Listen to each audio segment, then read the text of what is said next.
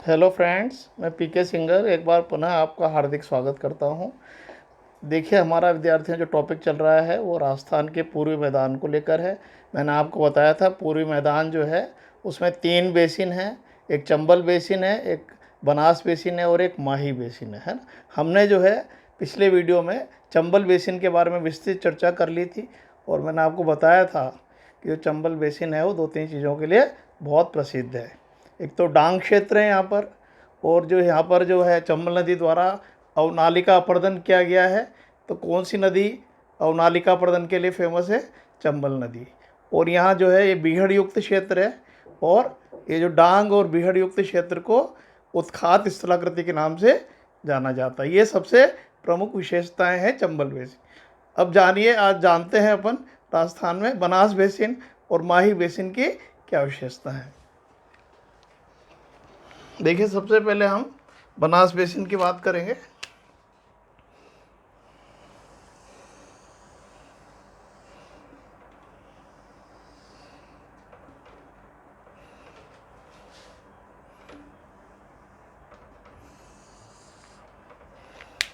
देखिए विद्यार्थियों, जो बनास नदी है उसका जो उद्गम है वो खमनौर की पहाड़ी से होता है।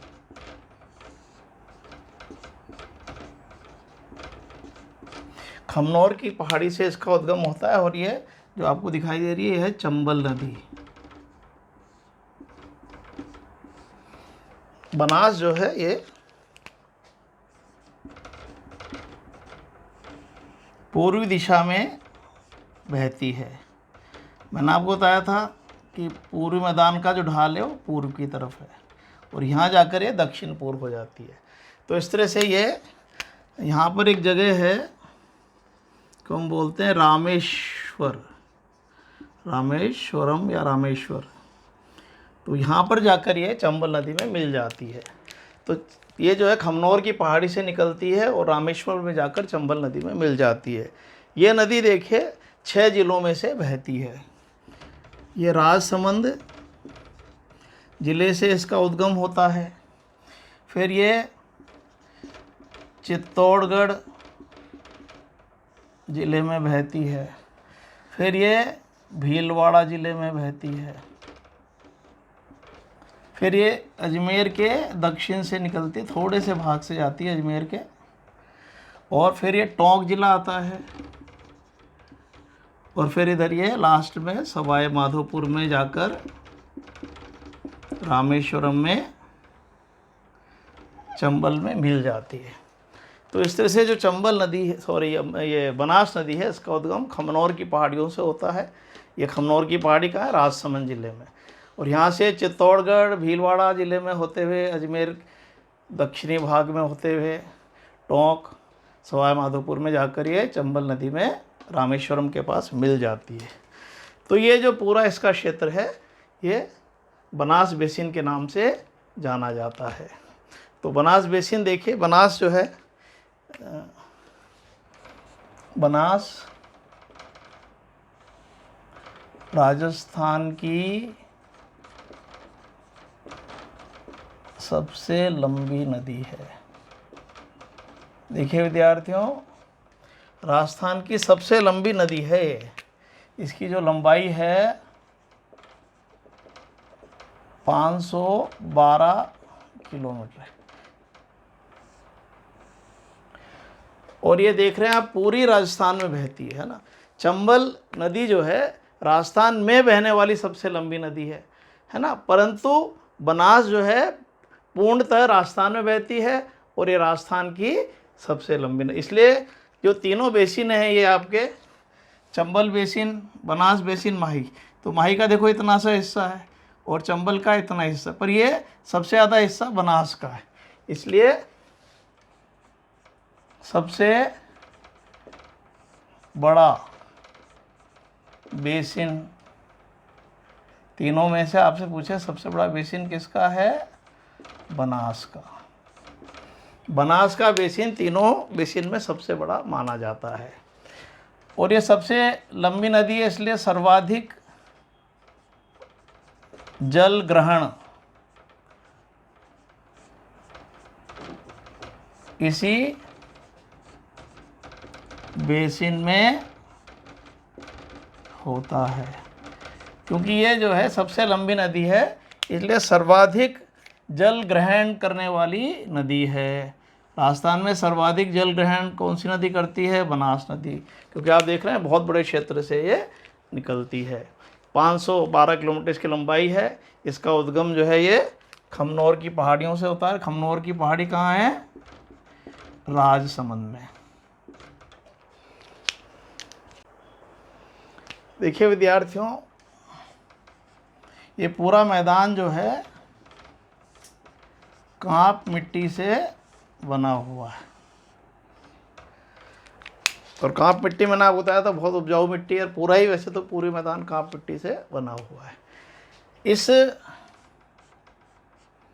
नदी का जो शाब्दिक अर्थ है वो है वन की आशा, है ना। कभी कभी पूछ सकते हैं, आदि के रिवर सिस्टम में पढ़ते हैं, तो ये जो है बनास का क्षेत्र वन की आशा का क्षेत्र भी कहलाता है।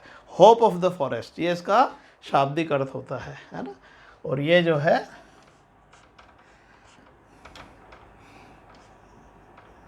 बनास नदी कैसी है? सर्पाकार। आप देख रहे हैं सर्पाकार नदी। तो इसका जो बेसिन क्षेत्र है वो भी क्या कहलाएगा? सर्पाकार कहलाएगा। ठीक है। एक जगह है विद्यार्थियों देवगढ़, ये राजसमंद जिले में पड़ती है।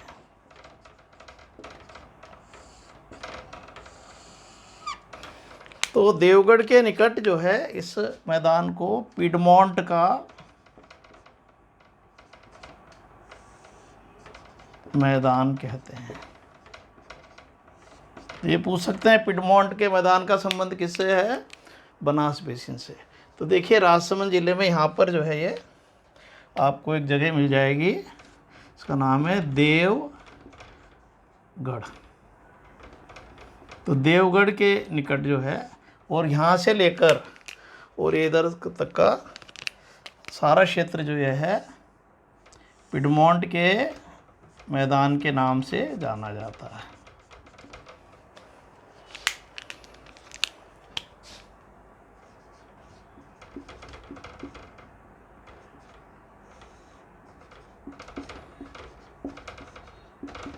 तो आपसे तो रेफरेंस आएगा, या तो राजसमंद आएगा या देवगढ़ आएगा। देखिए विद्यार्थियों, क्या होता है कि जो है पर्वत जो होते हैं, और जहाँ पर्वत मैदान से आकर मिलते हैं, है ना। तो ये देख रहे हैं आप, ये पर्वत वाला क्षेत्र है और ये धीरे धीरे जाकर मैदानी भाग से मिल जाता है ना। ये लास्ट में मैदान है। तो देखिए ये जो है ये तो हो गया पर्वत क्षेत्र, है ना, और ये हो गया आपका मैदान। तो देखिए पर्वत और मैदान के बीच का जो क्षेत्र है, ये वाला क्षेत्र जहाँ पर्वत जो है मैदान से मिलते हैं, वो क्षेत्र जहाँ आप देख रहे हैं पर्वत और मैदान मिल रहे हैं, जो क्षेत्र पर्वत और मैदान मिल रहे हैं, इसी को ज्योग्राफिकली क्या कहते हैं? पिडमोंट प्रदेश। पिडमोंट प्रदेश। तो देखिए पिडमोंट का मतलब यहाँ पर जो देखिए अरावली पर्वत है इधर, तो अरावली की ऊंची पर्वत है और ये मैदान मिलता है ना। तो ये क्षेत्र जो है, जो एकाकी पहाड़ियाँ इसमें पाई जाती हैं, एकाकी पहाड़ियाँ यहाँ देखने को मिलती है। तो जो पिडमोंट क्षेत्र है ये पर्वत और मैदान के मिलने वाला क्षेत्र होता है, उसको बोलते हैं। तो यहाँ अरावली पर्वत आपको पता है इधर मैदानी क्षेत्र से मिलता है, इसलिए इसको पिडमोंट का मैदान कहते हैं। यहाँ एकाकी पहाड़ियाँ देखने को पाई जाती। और इस बेसिन का सबसे ऊंचा भाग भी जो है बनास बेसिन का सबसे ऊंचा भाग देवगढ़ के निकट स्थित है। जैसे अपन इधर की तरफ जा रहे हैं, है ना, अरावली पहाड़ी आएंगे, तो यहाँ पर देखिए पहाड़ियों की ऊंचाई 582 मीटर है। देवगढ़ के पास है ना, ये देवगढ़ है, यहाँ पर देवगढ़ के पास 582 मीटर ऊंची पहाड़ियाँ हैं। तो इस पूरे बेसिन का पश्चिमी जो भाग है थोड़ा जैसे जैसे अरावली के पास आ रहे हैं ऊंचा होता जा रहा है। तो सबसे ज़्यादा देवगढ़ के पास 582 मीटर ऊंची पहाड़ियाँ हैं, और बनास जो बेसिन है ये पश्चिम की तरफ ऊंचा है, और यहाँ पर पिडमोंट का मैदान है। और देखिए विद्यार्थियों, ये भीलवाड़ा से टोंक के बीच का जो क्षेत्र है, इधर क्या है, खैराड़ी बोली बोली आती है ना, बूंदी में, शाहपुरा में, इधर थोड़ा सा बूंदी के ऊपर वाला हिस्सा। तो इस क्षेत्र को खैराड़ का मैदान भी कहा जाता है। तो भीलवाड़ा से लेकर टोंक तक का जो क्षेत्र है, खैराड़ी बोली बोलने के कारण इसको खैराड़ का मैदान कहते हैं। इधर पिडमोंट का मैदान, उधर खैराड़ का मैदान, ये बहुत प्रसिद्ध है, जो पूछे जा सकते हैं आपसे। इन दोनों का संबंध जो है बनास बेसिन से माना जाता है। देखिए विद्यार्थियों, इसके उपविभाग, इसको मोटे रूप से दो उपविभागों में भी बांटा जाता है। ये देखिए, ये जो है ये चंबल हो गई आपके,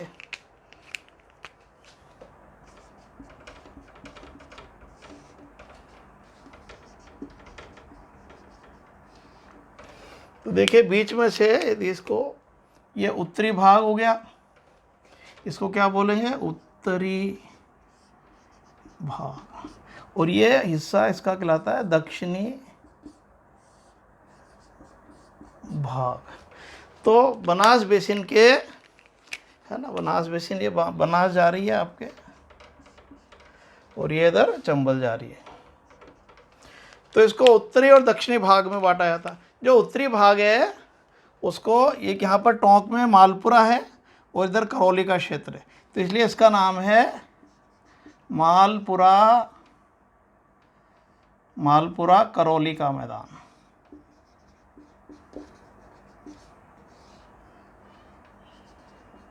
तो बनास बेसिन का उत्तरी भाग मालपुरा करौली का मैदान कहलाता है, और जो दक्षिणी भाग है उदयपुर के पास का क्षेत्र है, इसको बोलते हैं मेवाड़ का मैदान।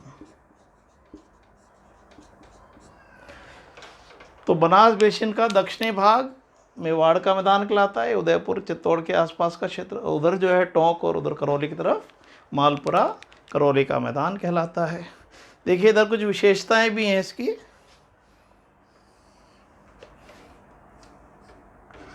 ये नीस और शिष्ट चट्टानों से बना है। यहाँ पर कौन सी चट्टानें पाई जाती हैं, नीस और शिष्ट, और ये नीचे हैं, इसके ऊपर कांप मिट्टी पाई जाती है।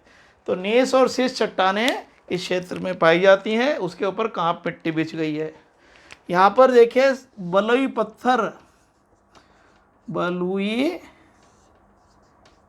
पत्थर पाए जाते हैं, इसको बोलते हैं इंग्लिश में सैंड स्टोन।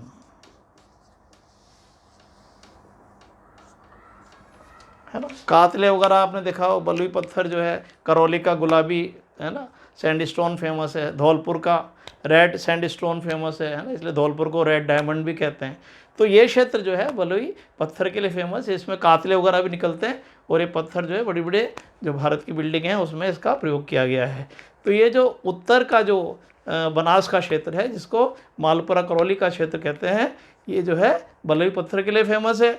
यहाँ नीस और शिष्ट चट्टानें हैं, इसके ऊपर कांप मिट्टी पाई जाती है। और देखिए इधर क्या है,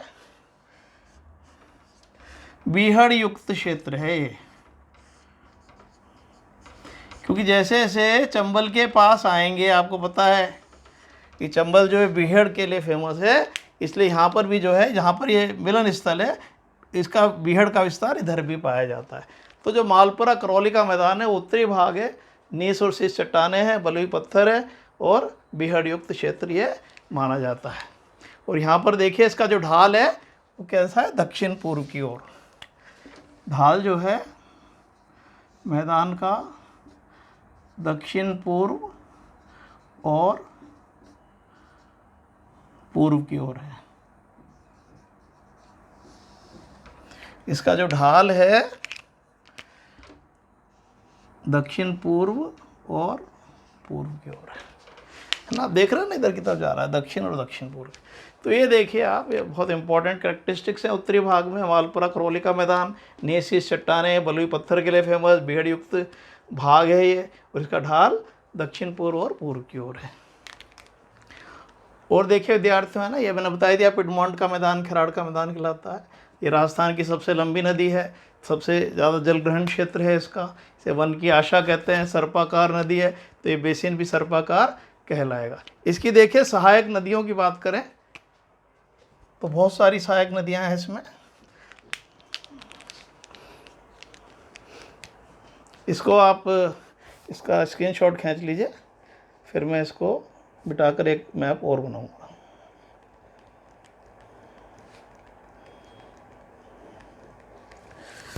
ठीक है, तो इसको मैं बिठा देता हूँ। तो देखिए कुछ सहायक नदियाँ जो इस बेसिन का निर्माण करती हैं, कौन कौन सी हैं।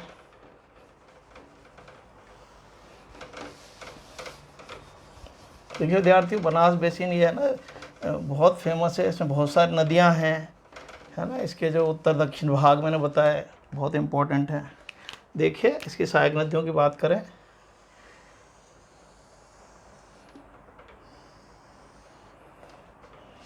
तो देखिए कि गोगुंदा की पहाड़ी से निकलती है और ये उदय सागर झील में गिर के फिर ये बनास में मिल जाती है ना।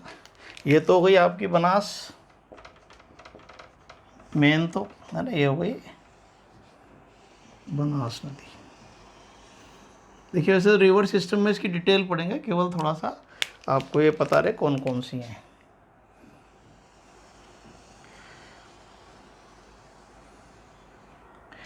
तो देखिए विद्यार्थियों, ये जो है ये हो गई आपके आयड़ नदी, और आयड़ नदी ये जो है एक झील में जाके गिर जाती है। इसको बोलते हैं उदय सागर झील, ये उदयपुर में स्थित है। और यहाँ से निकलकर इस नदी को बेड़च के नाम से जाना जाता है। तो आयड़ नदी को उदय सागर के बाद बेड़च के नाम से जाना जाता है। तो ये आप देखिए उदयपुर साइड से आ रही है और ये बनास में गिर जाती है। और यहीं पर एक नदी इधर चित्तौड़ साइड से आती है, इसका नाम है मैनाल। और देखिए यहाँ पर त्रिवेणी है, एक जगह है यहाँ बिंगोद भीलवाड़ा में पड़ता है। और यहाँ पर देखिए, है ना, बनास, बेड़च और मैनाल की त्रिवेणी है। बनास, बेड़च और मैनाल, बनास, बेड़च, मैनाल की त्रिवेणी। ये कहाँ पर है? बिंगोद कहाँ पड़ता है? भीलवाड़ा में पड़ता है।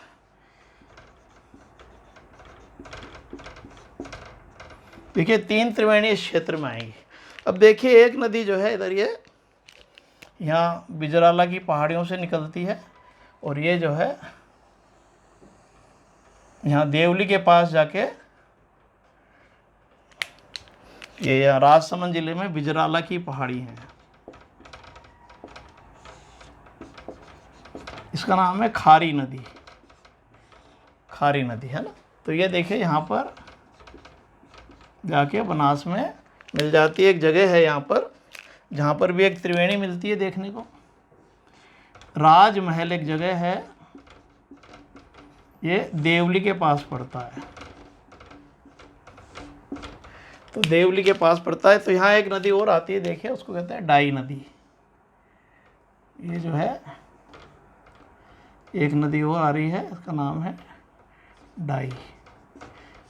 तो देखिए राजमहल के पास किसकी त्रिवेणी है?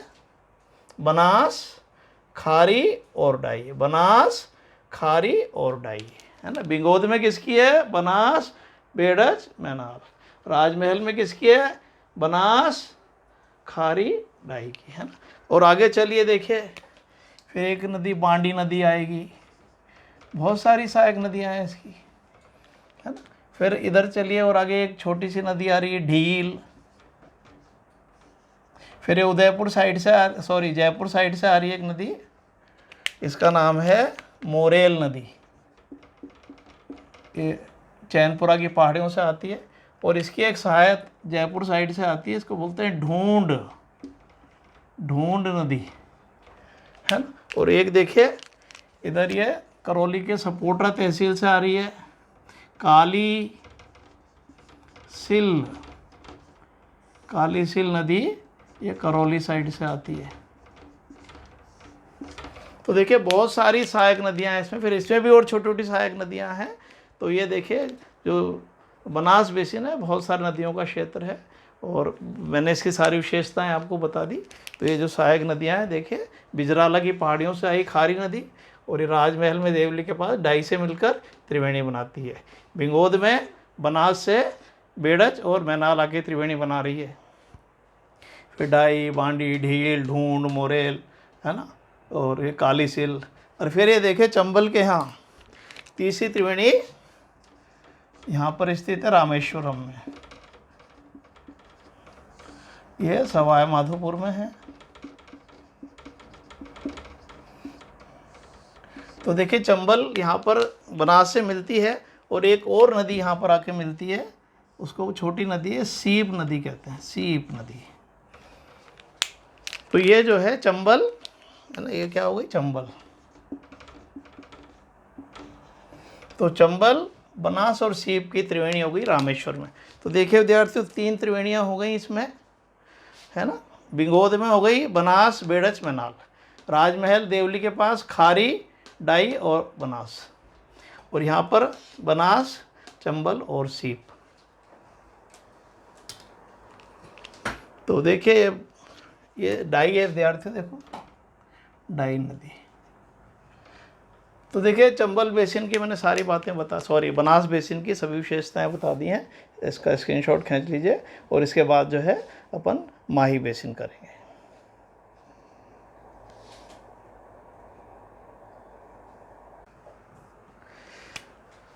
देखिए विद्यार्थियों तीसरा हमारा जो है वो है माही बेसिन।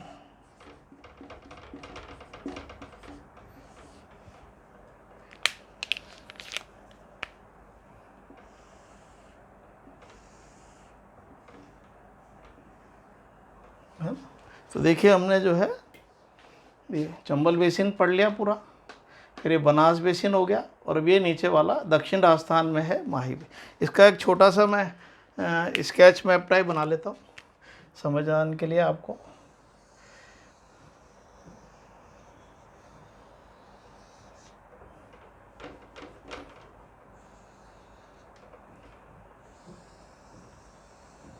ये दक्षिण राजस्थान का एक मैंने ऐसे स्केच मैप बना लिया। देखिए आपको पता है यहाँ कौन कौन से ज़िले हैं, है ना। ये तो देखो उदयपुर ज़िला है यहाँ पर, यहाँ चित्तौड़गढ़ है, ये प्रतापगढ़ है यहाँ पर, ये बांसवाड़ा है, और इधर है डूंगरपुर। तो 5 ज़िले दक्षिणी राजस्थान के माही बेसिन से संबंधित हैं।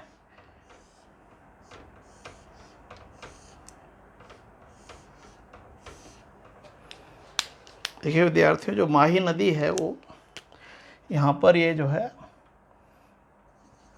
एक जगह है मेहद झील,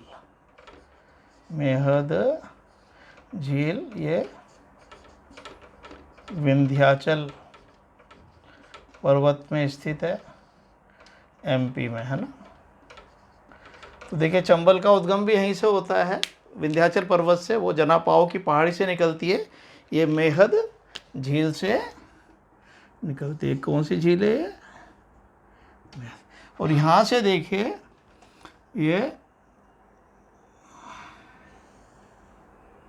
बांसवाड़ा में जाती है, और फिर ये प्रतापगढ़ में जाती है, और फिर ये उल्टा यू आकार का बना यहाँ से ये डूंगरपुर बांसवाड़ा की सीमा बनाते हुए अंत में ये यहाँ पर अरब सागर में ये खंबात की खाड़ी है, देखिए कई विद्यार्थियों कई किताबों में कच्छ की खाड़ी दे रखा है, जो गलत है। माही नदी अंत में जाकर खंबात की खाड़ी में गिर जाती है। यहाँ तक कि आप देखिए आरएस में भी एक बार ये प्रश्न आया था जो कि गलत था, है। उसमें भी ये दिया गया था कि कौन सी नदी है जो मध्य प्रदेश से निकलती है, दक्षिणी राजस्थान से बहती है और अंत में कच्छ की खाड़ी में गिर जाती है, जो कि गलत था। तो ये ध्यान रखना है कि माही नदी जो है खंबात की खाड़ी में और फिर इसके बाद अरब सागर में चली जाती है।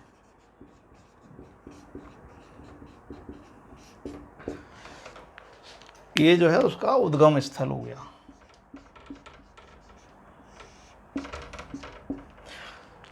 तो ये दक्षिण राजस्थान में बहती है, देखिए विद्यार्थियों। और यहाँ पर जो है देखिए कुछ पॉइंट्स इंपॉर्टेंट है। जहाँ पर ये राजस्थान में प्रवेश करती है उस स्थान का नाम है खांदू।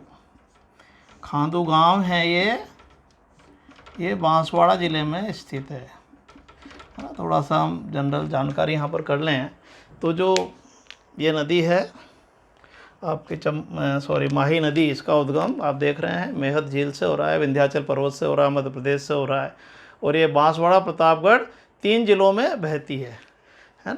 तो खांदू गांव में राजस्थान में प्रवेश करती है और इसका जो मुहाना है वो खंबात की खाड़ी में है। तो इस तरह से ये देख रहे हैं आप, इस तरह से ये उत्तर की ओर बहती है और फिर आप देखिए ये युवाकार, उल्टे युवाकार को बनाकर और ये गुजरात में होते हुए और खंबाती खाड़ी में चली जाती है।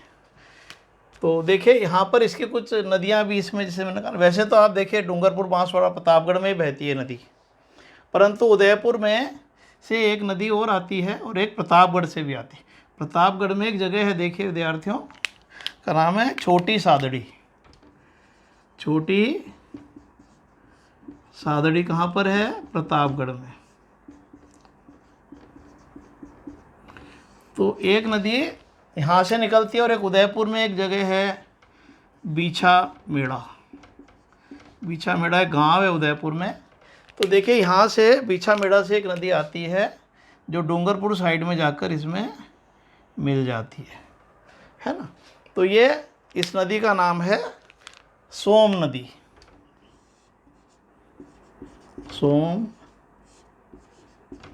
सोम नदी जो है डायरेक्ट जाकर माही नदी में मिल जाती है। और देखिए एक नदी जो सोम नदी में आकर मिलती है, जहाँ पर ये दोनों का संगम होता है उससे थोड़ा पहले छोटी सादड़ी से एक नदी आती है जिसको हम बोलते हैं जाखम नदी।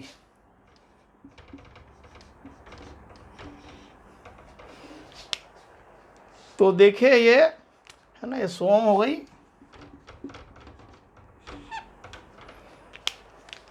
सोम नदी बीछा मेड़ा गांव उदयपुर से आ रही है, इसलिए उदयपुर का क्षेत्र भी माही बेसिन का कुछ भाग है ना। ये आप देखिए यहाँ पर, और दक्षिणी चित्तौड़ का कुछ भाग इसमें आता है क्योंकि ये जाखम में कुछ छोटी छोटी नदियाँ आके इससे मिलती हैं। तो पूर्णतः तो देखिए इस बेसिन में देखिए जो माही बेसिन की बात हम कर रहे हैं, मोटी मोटी बातें, उद्गम मैंने बता दिया आपको, मेहद झील है ना, यह बाकी मैंने मैप पर बनाई दिया है, विंध्याचल पर्वत। और ये अब खांदू मैंने बताया ना, खांदू क्यों प्रसिद्ध है? यहाँ माही का राजस्थान में प्रवेश होता है, तो माही नदी खांदू गांव में प्रवेश करती है। ठीक है, इसके आगे देखिए विद्यार्थियों, यहाँ पर बांसवाड़ा में एक जगह है बोरखेड़ा। बोरखेड़ा ये भी फेमस है। ये सब जो है माही बेसिन से संबंधित बातें हैं। बोरखेड़ा जो है विद्यार्थियों बांसवाड़ा में ही पड़ता है और आपको पता है यहाँ पर क्या है, माही बांध है ना। अपने माही बांध कई जगह बच्चे कई बार आरएस वगैरह में आते हैं, माही बांध कहाँ स्थित है, तो बांसवाड़ा भी आ जाता है, बोरखेड़ा गांव भी आ जाता है, तो बच्चे बांसवाड़ा कर देते हैं, जबकि ये जो बोरखेड़ा गांव है वहाँ पर स्थित है। तो ये जो बोरखेड़ा है यहाँ पर क्या है, माही बांध स्थित है। खांदू गांव में क्या है, प्रवेश कर रही है ना।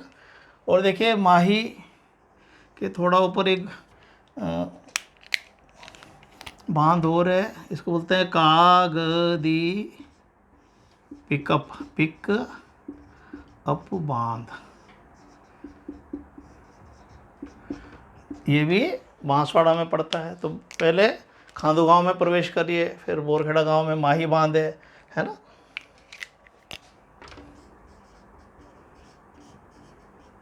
ये राजस्थान का सबसे लंबा बांध है विद्यार्थियों, हालांकि इसकी चर्चा हम बांध में करेंगे। फिर कागदी पिकअप बांध हो गया। फिर देखिए यहाँ पर ये प्रतापगढ़ से मुड़कर इधर आ जाती है, और यहाँ पर एक जगह है वैनेश्वर, नाम सुना होगा आपने, तो वैनेश्वर धाम है ना, ये डूंगरपुर में पड़ता है।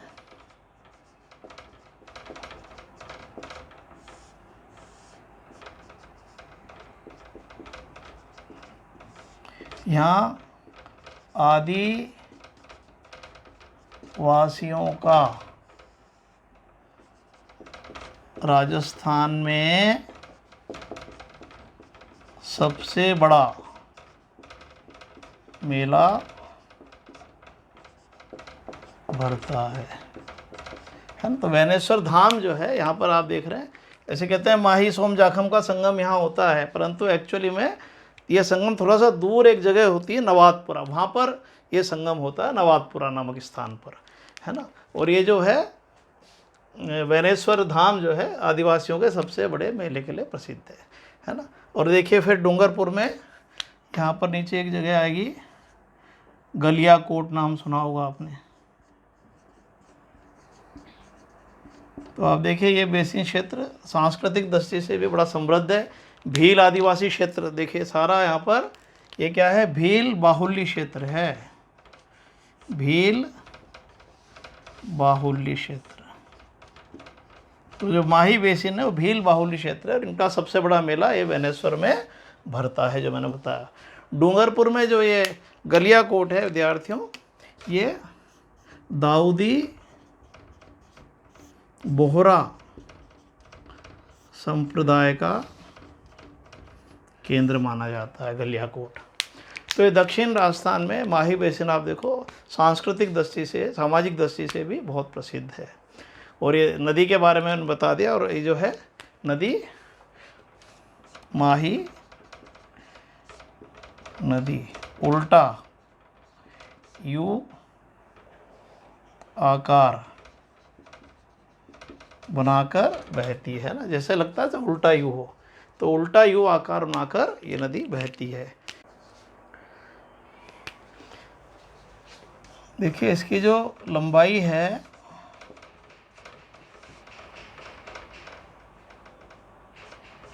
राजस्थान में 171 किलोमीटर है। तो ये जो आपको हिस्सा दिखाई दे रहा है, ये राजस्थान में इसकी लंबाई जो है 171 किलोमीटर है ना। उल्टे यू आकार की नदी है ये, है ना। भील बाहुल्य क्षेत्र है भौगोलिक दृष्टि से, है ना। यहाँ वैनेश्वर का मेला भरता है, जो आदिवासियों का सबसे बड़ा मेला है। यहाँ गलियाकोट है, दाऊदी बोहरा संप्रदाय का केंद्र है। यहाँ पर खांदू गांव में माही नदी प्रवेश करती है ना। बोरखेड़ा में माही बांध है। ये बहुत सारी विशेषताएं हैं। और इसकी जो सहायक नदियाँ हैं, सोम नदी जो आप देख रहे हैं बीछा मेड़ा उदयपुर से आके मिलती है, और माही ये जाखम नदी जो है ये छोटी सादड़ी प्रतापगढ़ से आती है। तो ये ध्यान रखना कि ये माही की सहायक है, सॉरी ये जो जाखम नदी है सोम की सहायक है। देखिए माही में कौन सी मिल रही है, सोम नदी, तो माही की सहायक कौन सी हुई, सोम नदी। फिर सोम में कौन सी मिल रही है, जाखम नदी, तो सोम की सहायक कौन सी हुई, जाखम नदी। वैसे हम माही की दोनों को सहायक नदी जरूर कहते हैं। अब देखिए जो एक इम्पॉर्टेंट पॉइंट है सबसे, वो है छप्पन का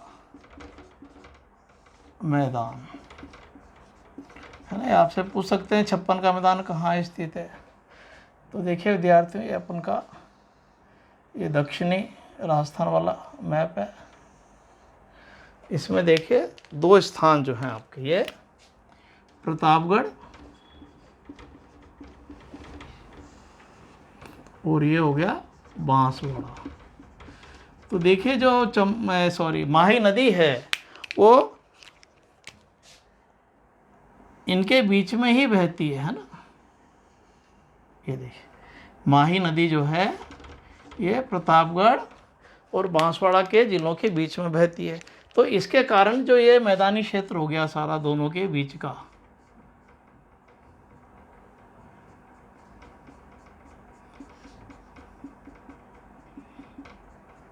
इसको क्या बोलते हैं, छप्पन का मैदान, है ना। यही जो है छप्पन का कहते हैं, 56 गांव हैं, 56 गांव होने से इसको 56 का मैदान। तो 56 का मैदान किसके बीच है, प्रतापगढ़ और बांसवाड़ा के बीच में। और देखिए विद्यार्थियों इसका एक नाम और है, इसको मध्य माही का मैदान भी कहते हैं, क्योंकि देखिए ये माही का मिडिल पार्ट है। देखिए यहाँ से निकलती है, ये ऊपरी हिस्सा है, और फिर ये बीच वाला हिस्सा है, और फिर ये निचला हिस्सा है, ये अपर पार्ट है, ये लोअर पार्ट है जहाँ पर ये समुद्र में गिरती है, और ये मिडिल पार्ट है। तो ये जो हिस्सा है प्रतापगढ़ और इसके बीच में, क्योंकि मध्य माही है इसलिए इसको मध्य माही का मैदान भी कहते हैं। ध्यान रखना, 56 का मैदान का ही एक अन्य नाम मध्य माही का मैदान भी है। और देखिए इस क्षेत्र में, ये देखिए प्रतापगढ़ जो है इसके आसपास के क्षेत्र को कांठल प्रदेश कहते हैं, इसलिए कांठल का मैदान भी इसी का भाग है ना। प्रतापगढ़ में इसी को क्योंकि कांठल प्रदेश कहते हैं प्रतापगढ़ में, इसे कांठल का मैदान भी इसी का भाग है। और देखिए ये जो आपका डूंगरपुर बांसवाड़ा है, इसको वागड़ या बांगड़ क्षेत्र भी कहा जाता है। तो वागड़ या बांगड़ का मैदान भी इसी का भाग हुआ। तो ये वागड़ या बांगड़ कहाँ हुए, डूंगरपुर और बांसवाड़ा के भाग। तो प्रतापगढ़ में इसे क्या कहा, कांठल का मैदान, और डूंगरपुर बांसवाड़ा में क्या कहा, वागड़ का मैदान। और इसीलिए माही को यहाँ पर कांठल की गंगा कहा जाता है। माही को, है ना, प्रतापगढ़ में कांठल की गंगा कहते हैं, और डूंगरपुर बांसवाड़ा में वागड़ या बांगड़ की गंगा कहा जाता है। देखिए ज्योग्राफिकली जो बांगड़ क्षेत्र है,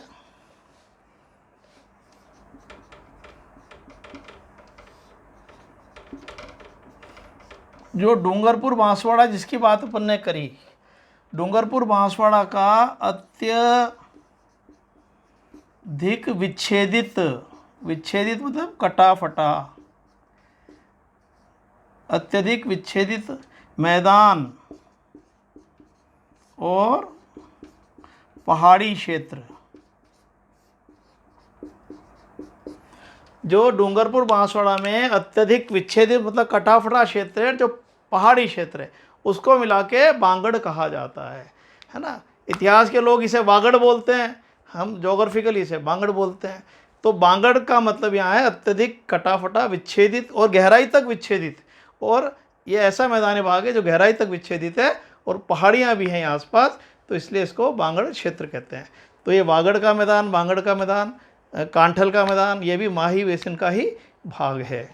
और देखिए इस क्षेत्र में महुआ के पुष्प, महुआ के फूल बहुत होते हैं, है ना। देखो आदिवासियों में महुआ की शराब बड़ी लोकप्रिय है, ये इधर महुआ का वृक्ष बहुत होता है। तो इस पुष्प के कारण इसको पुष्प प्रदेश की संज्ञा भी दी जाती है ना। इस क्षेत्र को पुष्प प्रदेश भी कहा जाता है। तो देखिए विद्यार्थियों, ये माही बेसिन, इसकी सारी विशेषताएं आ गई, है ना। माही नदी विंध्याचल पर्वत मध्य प्रदेश से मेहत झील से निकलती है, फिर ये उत्तरी पश्चिमी दिशा में बहती है और ये खांदू गांव में प्रवेश करती है। यहाँ से बांसवाड़ा, प्रतापगढ़ और डूंगरपुर जिलों में होते हुए ये खंबाती खाड़ी में चली जाती है। बोरखेड़ा में इसमें माही बांध है, इसके ऊपर कागदी पिकअप बांध है, और ये जो है वैनेश्वर में वैनेश्वर धाम है, जहाँ आदिवासियों का सबसे बड़ा मेला भरता है। और ये मेला जो है विद्यार्थियों माघ पूर्णिमा को भरता है। कई बार पूछा जाता है और यहाँ का जो शिवलिंग है विद्यार्थियों वो खंडित शिवलिंग है। यहाँ पर खंडित शिवलिंग की पूजा, कई बार आता है खंडित शिवलिंग की पूजा कहाँ होती है, 5 स्थानों पर खंडित है। तो वेनेश्वर में ये आदिवासियों का मेला बढ़ता है। गलियाकोट है इसके किनारे, जो दाऊदी बोहरा संप्रदाय का केंद्र है। ये पूरा जो दक्षिणी क्षेत्र है इसमें डूंगरपुर बांसवाड़ा में इसको वागड़ का मैदान या बेसिन क्षेत्र कहते हैं। और ये जो है प्रतापगढ़ और बांसवाड़ा के बीच 56 का मैदान कहलाता है, या इसे मध्यमाही का मैदान भी कहते हैं। ठीक है, तो ये देखिए, ये इसकी सारी विशेषताएं आ गई। इसका एक स्क्रीनशॉट खींच लीजिए।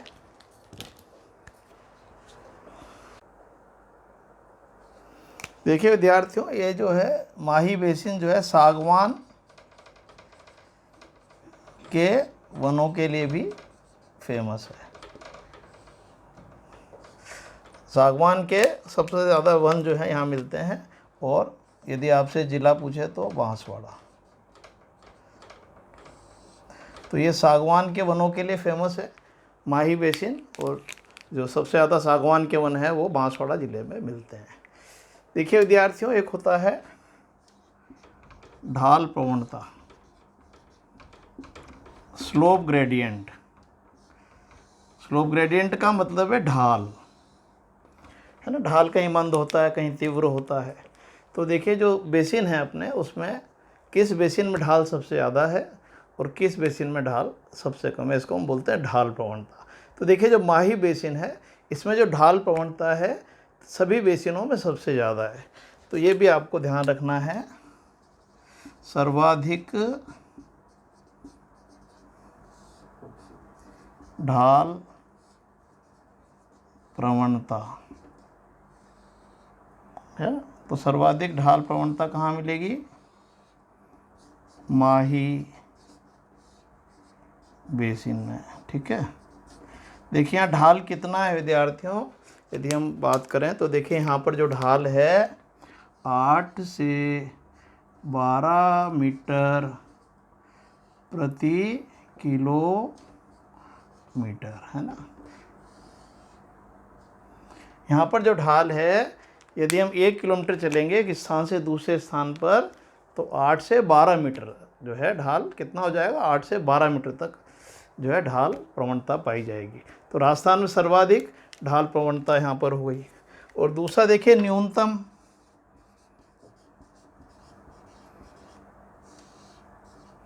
ये दोनों ही इम्पोर्टेंट हैं। आप तो सीधा सा समझ लिए, प्रवणता का मतलब है ढाल कम है या ज़्यादा है। तो सबसे कम जो ढाल प्रवणता है वो बनास बेसिन में है। सबसे कम ढाल है, एक स्थान से दूसरे स्थान पर बनास क्षेत्र में जाएंगे तो बहुत ज़्यादा ढाल नहीं होता, इसलिए ये कहते हैं लगभग समतल मैदान है। तो राजस्थान में आपसे पूछा समतल मैदान कौन सा है, समतल मैदान के लिए एक शब्द यूज़ किया जाता है ज्योग्राफी में, तो बोलते हैं समप्रायः मैदान। समप्रायः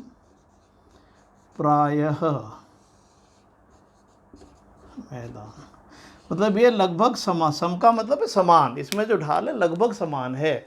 तो राजस्थान में किस बेसिन को समप्राय मैदान की संज्ञा भी दी जाती है, बनास बेसिन को, है ना। इसको इंग्लिश में बोलते हैं पेनी प्लेन, पेनी प्लेन। देखिए डेविस ने संकल्पना दी थी, WM डेविस एक बहुत बड़े भूगोलवेत्ता थे। उन्होंने कहा था कि जब भू आकारों का जन्म होता है तो उसके साथ ही अपर्दन शक्तियाँ सक्रिय हो जाती हैं, और अपर्दन शक्तियाँ उसको काटते काटते अंत में आकृति विहीन मैदान में बदल देती हैं।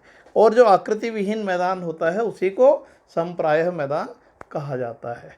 तो इस तरह से जो बनास बेसिन है वो लगभग समान है, लगभग आकृति विहीन है, इसलिए उसको समप्रायः मैदान कहा जाता है।